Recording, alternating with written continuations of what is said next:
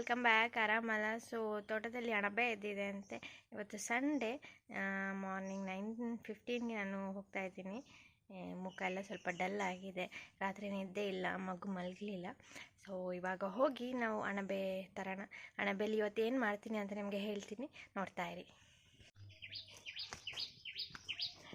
ಮನೆ ಹತ್ತಿರದ ತೋಟದಲ್ಲೇ ಇದ್ದಿತ್ತು, ತುಂಬ ಏನಿರಲಿಲ್ಲ. ಬಟ್ ನನಗೆ ಲಾಸ್ಟ್ ಟೈಮ್ಗಿನ್ನ ಜಾಸ್ತಿನೇ ಸಿಕ್ಕಿತ್ತು. ಮತ್ತು ನಿಮಗೆ ಲಾಸ್ಟ್ ಟೈಮ್ ಹೇಳಿದ್ದೆ, ನಾನು ಮಶ್ರೂಮ್ ಕರಿ ಮಾಡಿರುವಾಗ ಹೇಳಿದ್ದೆ ನೆಕ್ಸ್ಟ್ ಟೈಮ್ ಸಿಕ್ಕರೆ ನಾನು ಪಿಕ್ಕಲ್ ಮಾಡೋದು ಹೇಗೆ ಅಂತ ತೋರಿಸ್ತೀನಿ ಅಂತ. ಸೊ ಇವತ್ತು ಪಿಕ್ಕಲ್ ಮಾಡೋಣ ನಾವು. ರೆಸಿಪಿ ಇಷ್ಟ ಆದರೆ ಲೈಕ್, ಶೇರ್, ಕಮೆಂಟ್ ಮಾಡಿ. ಹಾಗೆ ಹೊಸಬ್ರು ಯಾರಾದರೂ ನೋಡ್ತಾ ಇದ್ದರೆ ವಿಡಿಯೋ ಇಷ್ಟ ಆದರೆ ನನ್ನ ಚಾನಲಲ್ಲಿ ಬೇರೆ ವಿಡಿಯೋಗಳನ್ನ ನೋಡಿ ಇಷ್ಟ ಆದರೆ ಸಬ್ಸ್ಕ್ರೈಬ್ ಮಾಡೋದನ್ನು ಮರಿಬೇಡಿ. ಮತ್ತು ನಿಮಗೆ ಗೊತ್ತಾ, ಅಣಬೆನ ಒಂದು ರಾತ್ರಿ ಮನೇಲಿ ಹಾಗೆ ಇಟ್ಕೋಬಾರ್ದಂತೆ. ಅಂದರೆ ಸಾರು ಮಾಡದೆ ಬರೀ ಹಸಿನ ಹಾಗೆ ಇಟ್ಕೋಬಾರ್ದಂತೆ. ಅದೇನೋ ಸೂತಕ ಅಂತ ಹೇಳ್ತಾರೆ. ಹಾಗೆ ಮನೆಗೆ ಇಟ್ಕೊಂಡ್ರೆ ಮನೆಗೆ ಒಳ್ಳೆಯದಾಗಲ್ಲ ಅಂತ ಹೇಳ್ತಾರೆ. ನನಗೆ ಇಷ್ಟು ಸಿಕ್ತು. ಇಲ್ಲಿ ಒಂದು ಕಡಾಯಕ್ಕೆ ಆಯಿಲ್ ಹಾಕ್ಕೊಂಡಿದ್ದೀನಿ. ಆಯಿಲ್ ಬಿಸಿ ಆಗ್ತಿದ್ದಾಗೆ ಸಾಸಿವೆ ಹಾಕ್ಕೊಂಡಿದ್ದೀನಿ. ಸಾಸಿವೆ ಚಿಟಪಟ ಅಂತ ಹೇಳಿದ್ಮೇಲೆ ನಾನು ಅದಕ್ಕೆ ಬೆಳ್ಳುಳ್ಳಿ ಹಾಕೋತಾ ಇದ್ದೀನಿ. ಬೆಳ್ಳುಳ್ಳಿ ಸ್ವಲ್ಪ ಕಲರ್ ಬಂದ ಮೇಲೆ ಅದಕ್ಕೆ ಕರಿ ಲೀವ್ಸ್ ಹಾಕ್ಕೋಬೇಕು. ಕರಿ ಲೀವ್ಸ್ ಜಾಸ್ತಿ ಹಾಕ್ಕೊಂಡ್ರೆ ಟೇಸ್ಟ್ ಚೆನ್ನಾಗಿರುತ್ತೆ. ನನಗೆ ಸ್ವಲ್ಪನೇ ಸಿಕ್ಕಿದ್ದು, ಸ್ವಲ್ಪ ಹಾಕ್ಕೊಂಡಿದ್ದೀನಿ.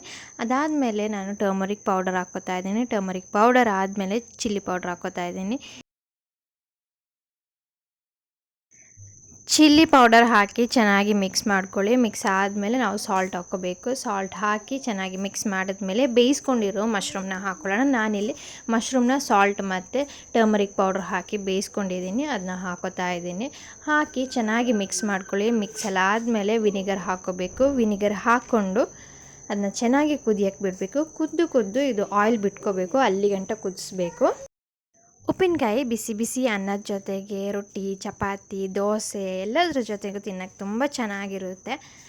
ಇದು ರೆಡಿ ಆಗಿದೆ. ಇವಾಗ ಆಯಿಲೆಲ್ಲ ಬಿಟ್ಕೊಂಡಿದೆ.